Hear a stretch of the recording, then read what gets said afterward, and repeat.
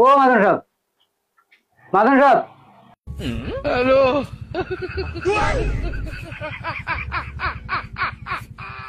ওরা কেন?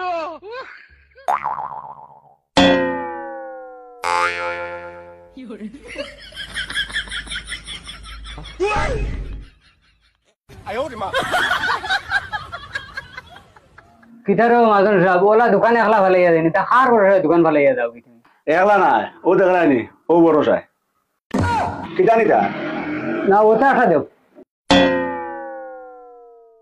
ও আর ওটা আরো দুইটা। কথা নি ও দুইটা আর তো চকলেট আরো 10 টাকা। ও চকলেট 10 টাকার আরো। আর ওটা বাদামি একটা খাইছি। ওই আর আমার সারা কত হইছে? তোমার সারাই হয়েছে গিয়া 50 টাকা। ওই আর তুই কোনোবা জানাশোনা খেলতা হয় তোরা কইছিল আমার ওপর তার কানেকশন দিতা, আমি কানেকশন আবার দিছি না।